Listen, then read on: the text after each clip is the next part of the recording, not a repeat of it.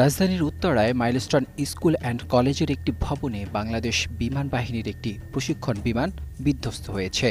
সোমবার দুপুর ১:৩০টার কিছুক্ষণ পর ঘটে যাওয়া এই ভয়াবহ দুর্ঘটনায় স্কুল ও আশেপাশের এলাকায় ছড়িয়ে পড়ে চরম আতঙ্ক। প্রত্যক্ষদর্শী ও শিক্ষা প্রতিষ্ঠানের সূত্র জানায়, দুর্ঘটনার সময় ক্লাস চলছিল।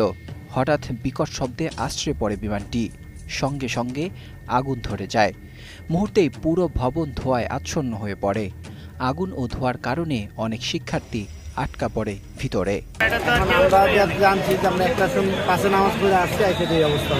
দুর্ঘটনা ঘটছে, এটা তো ফায়ার ভিতরে ঢুকে গেছে স্কুলের ভিতরে। বিমান বিধ্বস্তের পরপরই উদ্ধার কাজে নামে ফায়ার সার্ভিস, সেনাবাহিনী ও বিমান বাহিনীর সদস্যরা। ফায়ার সার্ভিসের ৯টি ইউনিট ঘটনাস্থলে আগুন নিয়ন্ত্রণে কাজ করছে। ভিড় জমছে অভিভাবক, স্বজন ও সাধারণ মানুষের। চোখে মুখে তাদের উদ্বেগ আর আতঙ্ক। আরেকটার দিকে তখন মেবি ১টা বাজে আমরা এক্সাম দিতেছিলাম, দেন একটা শব্দ হয়েছে আর বিল্ডিং একদম নড়ে উঠছিল। দেন আমরা ক্লাসরুমে ছিলাম, ক্লাসরুমে টিচাররা বলতেছিল যে তোমরা বের হয়ে কিছু হবে না। দেন স্যারের কথা নামেন আমরা সবাই বের হয়েছিলাম। দেন এসে দেখি একদম আকাশ কালো ধোঁয়াতে। বাংলাদেশ মেডিকেলে তাকে নিয়ে যাওয়া হয়েছে, ইমার্জেন্সি কেয়ার দেওয়া হয়েছে, এখন ঢাকা মেডিকেলে সে ভর্তি আছে। ঢাকা মেডিকেলে এখন সে ভর্তি। দেখি সাইডে আসি, আমরা সাইডে আসি। প্যারেন্টসকে পাওয়া যাচ্ছে না, এটাই হলো।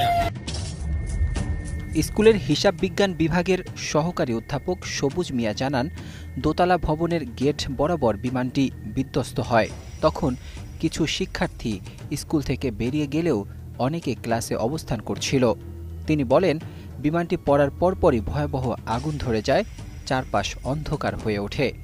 মাইলস্টোন স্কুলের জনসংযোগ কর্মকর্তা শাহ বুলবুল বলেন, বিমানটি একেবারে একাডেমিক ভবনের গেটেই পড়েছে। ভেতরে তখন ক্লাস চলছিল। একের পর এক আহত শিক্ষার্থীদের বের করে আনা হচ্ছে। অভিভাবক লাকি আক্তার জানান, তার ২ সন্তান স্কুলে ছিল। একজন বের করতে পেরেছেন, অন্যজনের খোঁজ পাচ্ছেন না। ফেরদৌসী বেগম নামের আরেকজন অভিভাবকও একই উদ্বেগ জানিয়ে বলেন, তার মেয়ে এখনও ভবনের ভিতরে আটকা আছে।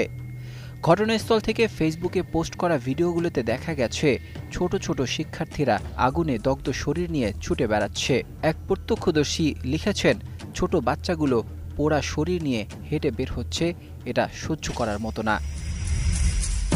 এ ঘটনাকে কেন্দ্র করে রাজধানীবাসীর মধ্যে ব্যাপক উদ্বেগ তৈরি হয়েছে। দুর্ঘটনার প্রকৃত কারণ ও দায়িত্ব নির্ধারণের সংশ্লিষ্ট কর্তৃপক্ষ তদন্ত শুরু করেছে। ডেস্ক রিপোর্ট, ২১শে টেলিভিশন।